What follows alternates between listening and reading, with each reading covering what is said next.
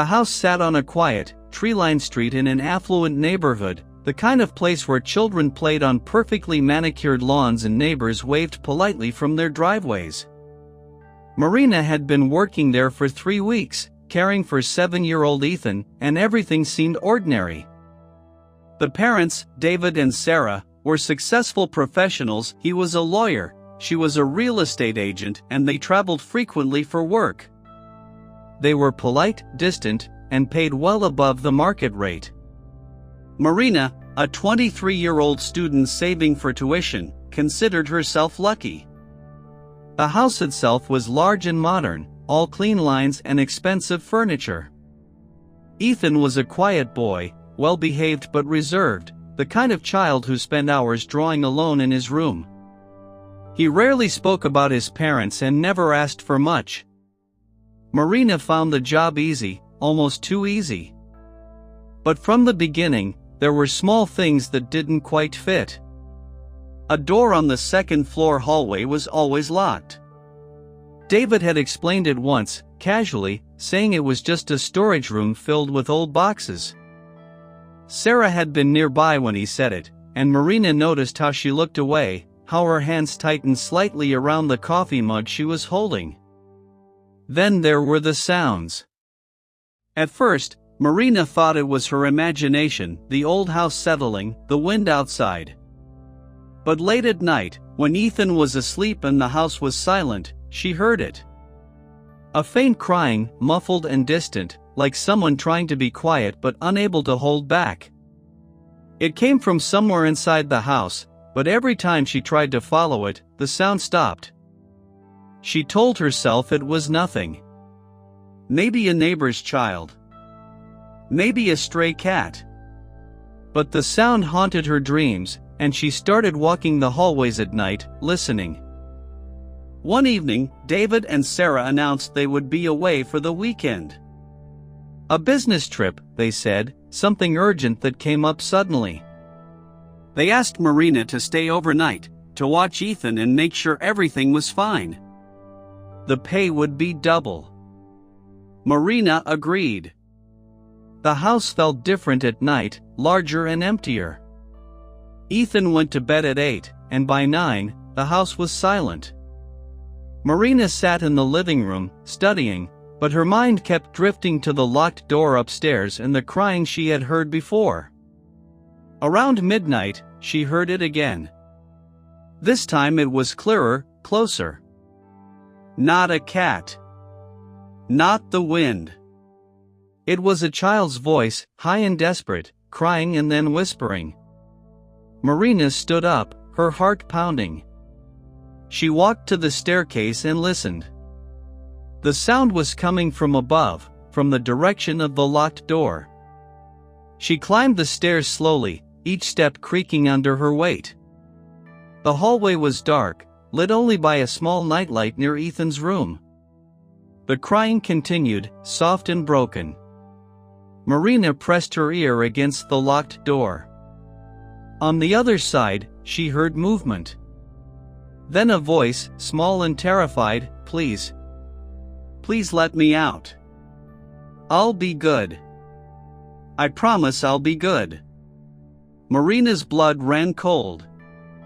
She stumbled back, her hand over her mouth.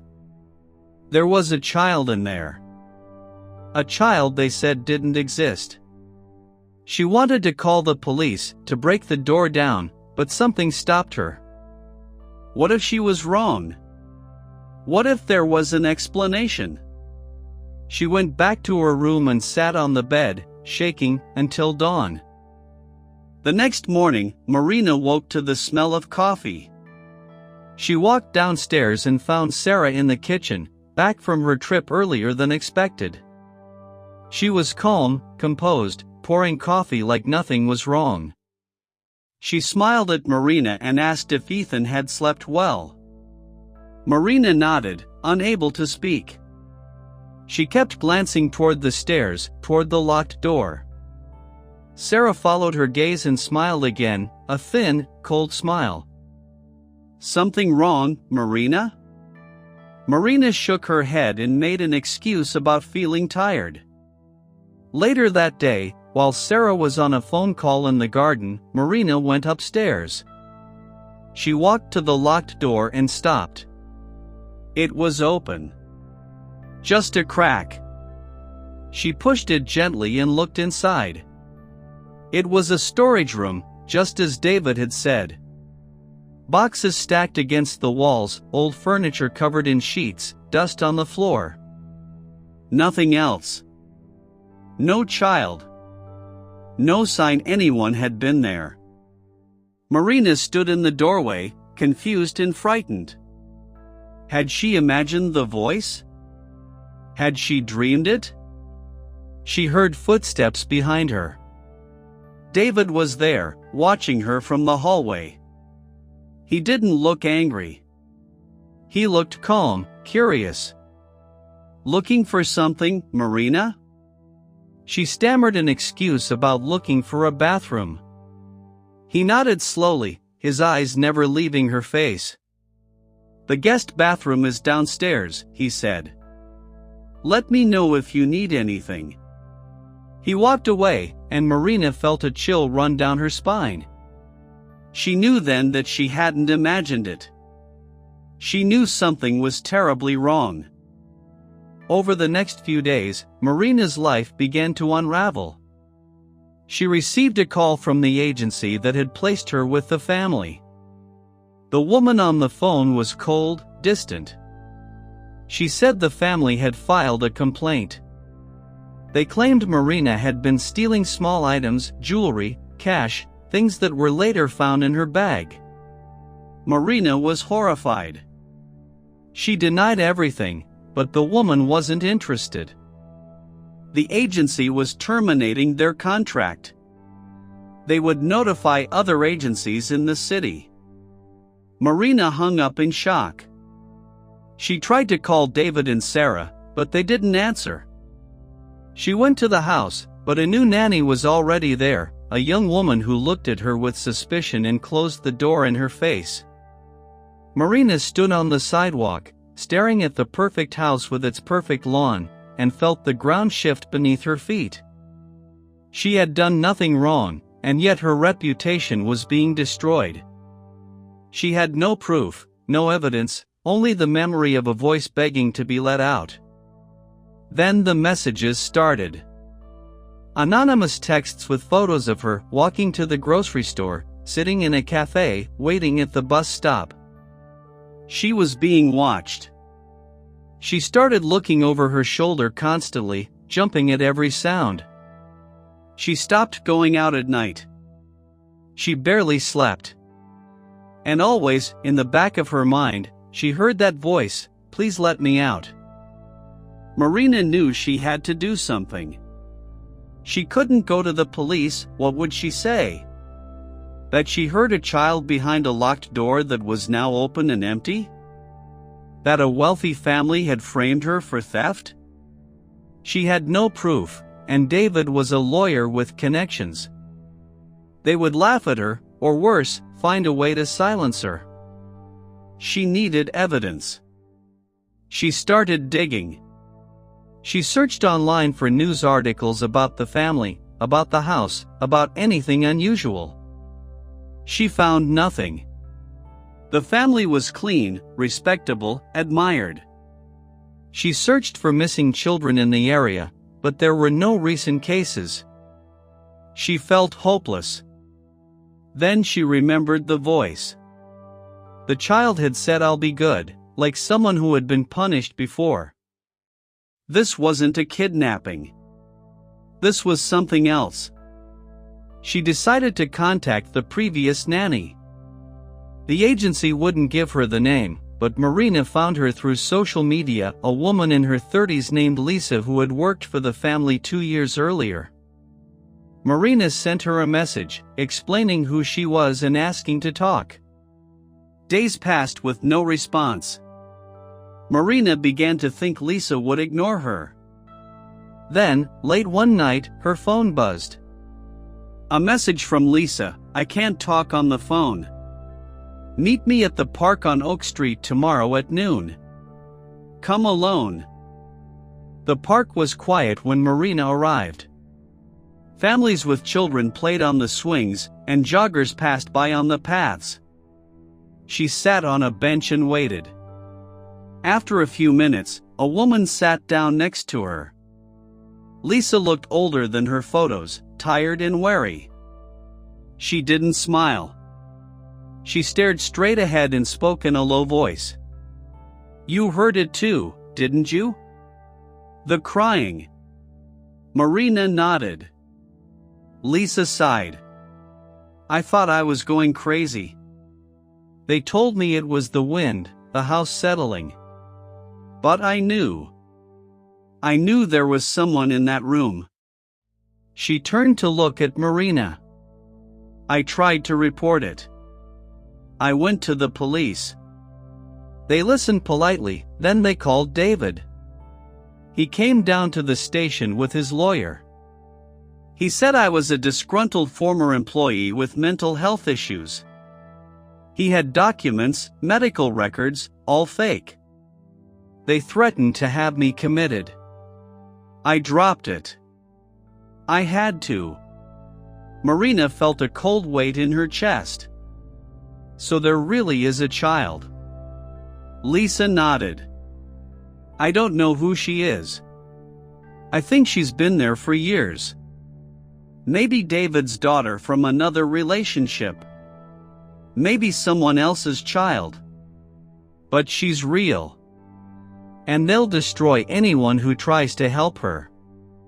Marina asked what she could do. Lisa shook her head.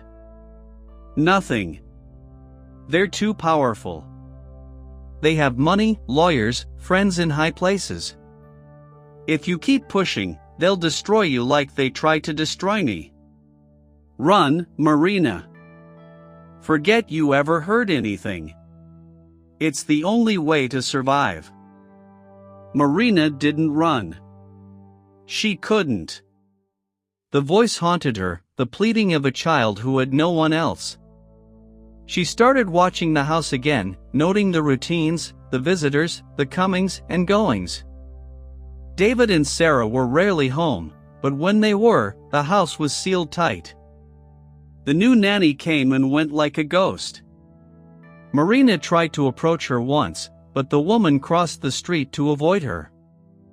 Then Marina noticed something. Once a week, on Thursday afternoons, a van pulled into the driveway. It had no logo, just a plain white vehicle. A man in coveralls would go inside and emerge 20 minutes later carrying a large bag. He never stayed long.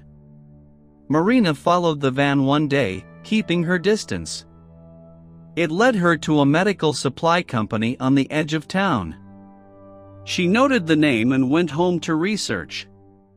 The company specialized in home healthcare equipment, hospital beds, oxygen tanks, things for people with long-term illnesses. Marina's mind raced. Was the child sick? Was she being treated in secret? She dug deeper and found that the company was owned by a shell corporation, and one of the investors was a law firm. David's law firm. The pieces were starting to fit together, but she still had no proof. She needed to get inside that room again. Marina knew she couldn't break in. The house had an alarm system, cameras, and David was too careful. She needed someone on the inside. She thought about the new nanny, the young woman who had replaced her. Maybe she was another victim, another witness. Marina found her on social media. Her name was Chloe. She was 22, new to the city. She posted photos of herself with Ethan, smiling, happy. Marina sent her a message, warning her, telling her about the locked room and the crying. She waited. 2 days later, Chloe responded. She was scared. She had heard the crying too, she said. She had asked David about it, and he had become cold, distant.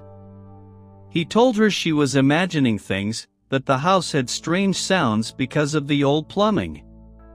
But she knew. She knew it was real. She agreed to meet Marina, to talk. They met at a coffee shop far from the neighborhood, and Chloe confirmed everything. The locked room, the sounds, the fear. She wanted to help, but she was terrified of losing her job, of being framed like Marina. Marina told her about Lisa, about the medical supply van, about the law firm. Together, they decided to gather evidence. Chloe would document everything she could: photos, videos, recordings. Marina would research the legal side, find a way to bring the truth to light without being destroyed. For 2 weeks, Chloe sent Marina information. Photos of the locked door, audio recordings of the crying at night, notes about David and Sarah's strange behavior. The evidence was mounting, but it still wasn't enough. The crying could be explained away. The locked door was just a door. They needed proof of the child, proof that she existed. Chloe suggested something risky. The next time David and Sarah went away, she would try to get into the room. Marina was terrified for her, but she agreed it was the only way. The opportunity came sooner than expected. David and Sarah announced a weekend trip, and Chloe would be alone with Ethan. On Saturday night, after Ethan was asleep, Chloe went to the locked door.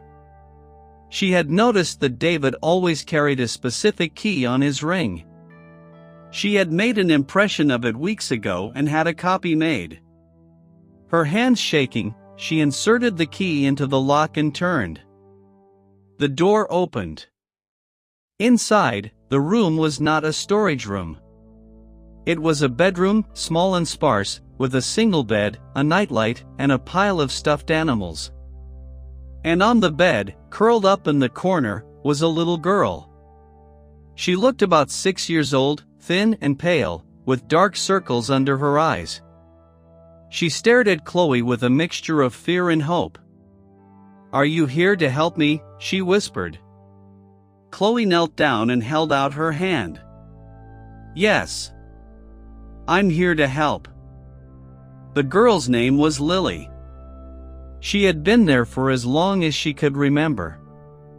David was her father, she said, but Sarah was not her mother. Her real mother had died when she was very young, or so David told her.